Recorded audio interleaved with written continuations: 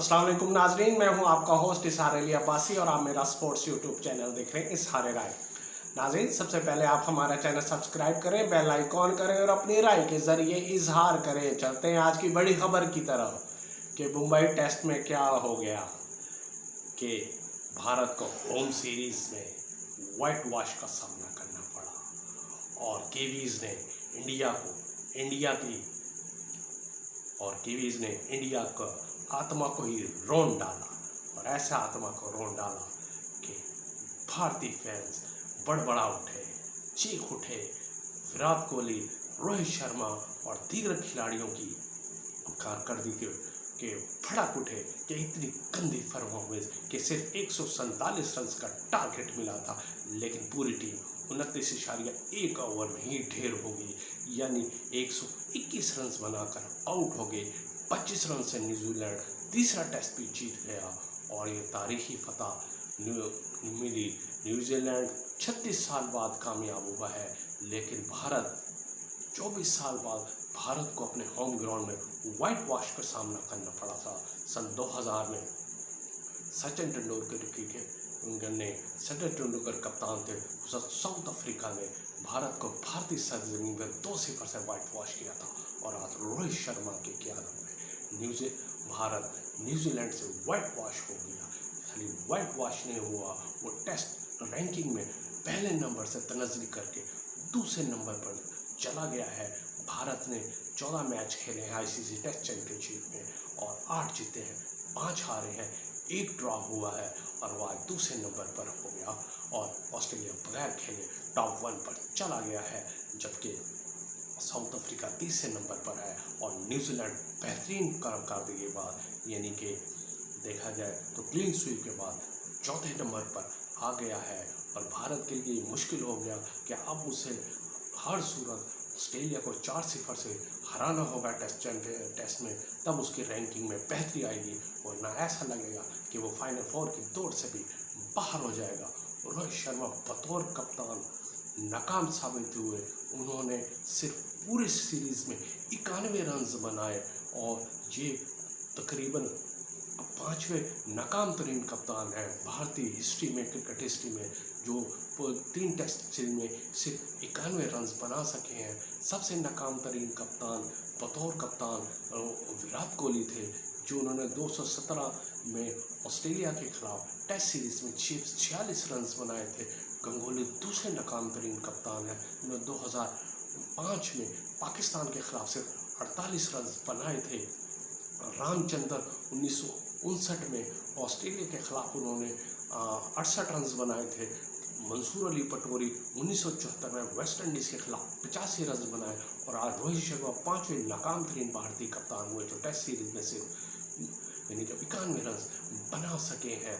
उनकी कारकर्दगी दोनों का, रोहित शर्मा और विराट कोहली की अगर कारकर्दगी देखी जाए तो कोहली 10 इनिंग्स में सिर्फ 192 रन बना सके, ऐसे 70 हाईएस्ट स्कोर है उनका, जबकि इसी 10 इनिंग्स में रोहित शर्मा सिर्फ 133 रन बना सके हैं, 52 उनका हाईएस्ट स्कोर है। और जबकि रोहित शर्मा बतौर कप्तान दूसरे नंबर पर आ गए हैं, जिन्होंने भारतीय सरजमीन पर 5 टेस्ट मैच हारे हैं, जो दूसरे नंबर पर है। इससे पहले मंसूर अली पटोरी 9 मैच खेलकर सबसे नाकाम तरीन कप्तान है, जो भारतीय सरजमीन पर 9 टेस्ट मैच हारे।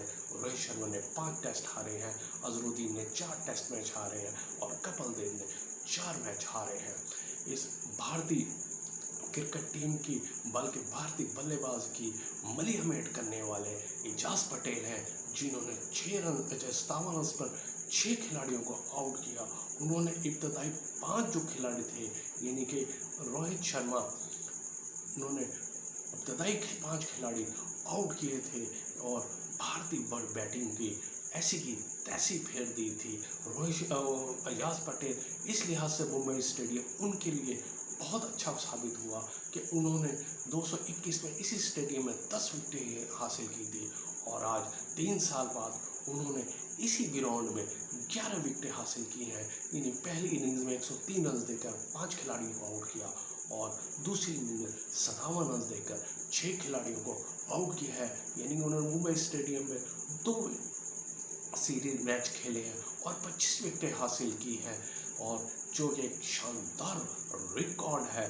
और एजाज पटेल ने भारतीय क्रिकेट टीम की ऐसी तरह, लेकिन भारतीय टीम की अगर इस कारकर्दगी पर नज़र दौड़ाई जाए तो टेस्ट की पहली इनिंग्स में, यानी कि बल्लेबाजों की कारकर्दगी में नज़र दौड़ाई जाए तो मायूस कुन कारकर्दगी है। पहला टेस्ट मैच देखा जाए तो 9 रन्स पे उनका कोई खिलाड़ी आउट नहीं था, लेकिन 40 स्कोर पे पूरी टीम आउट हो गई थी। इसी टेस्ट मैच की दूसरी इनिंग्स से बात करें तो उस टाइम 408 पर 3 खिलाड़ी आउट थे। फिर यक क्या हुआ कि 462 रन पर पूरी टीम आउट हो गई, यानी 54 स्कोर पर 7 खिलाड़ी आउट हुए थे। दूसरा टेस्ट जो पुणे में हुआ था, उनमें पहली इनिंग्स में भारत ने 50 रन पर एक आउट हुए थे, लेकिन 108 पर 7 विकेटें उड़ गई थी, यानी कि सिर्फ 53 रन पर 6 भारतीय खिलाड़ी आउट हो गए थे।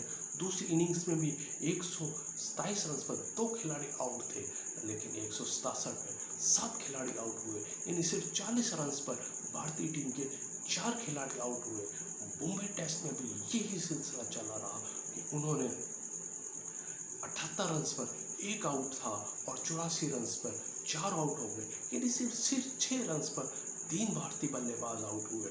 दूसरी इनिंग्स में 13 स्कोर पर कोई खिलाड़ी आउट नहीं था, लेकिन 29 स्कोर पर 5 आउट हो गए, यानी सिर्फ 15 रन पर 5 खिलाड़ी भारतीय बल्लेबाज आउट हुए। ये कैसी कारकर्दगी है कि मुंबई टेस्ट सिर्फ 3 दिन में ख़त्म हो गया है, जो भारत की हार का बायस बना, जबकि यही रावलपिंडी टेस्ट भी 3 दिन में ख़त्म हुआ था, लेकिन पाकिस्तानी स्पिनर्स ने वो जादू जगाया और वो 3 दिन में मैच क्या, रावलपिंडी टेस्ट क्या, सीरीज ही जीत गए। लेकिन दूसरी तरफ भारत मुंबई टेस्ट में 3 दिन में नाकाम साबित हुआ, और ऐसा नाकाम साबित हुआ कि वो सीरीज ही हार गया है।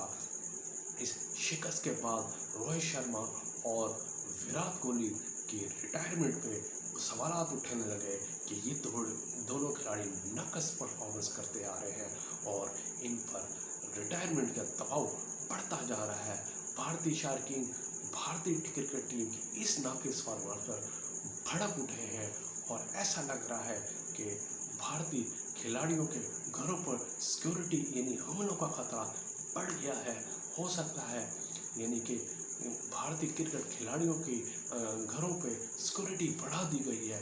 वह इतनी बड़ी शिकस्त जो कि भारत 25 साल बाद, इन 24 साल बाद और 25 साल बाद भारत को मिली, लेकिन इसमें जितनी न्यूजीलैंड की परफॉर्मेंस की दाद दी जाए वो कम है।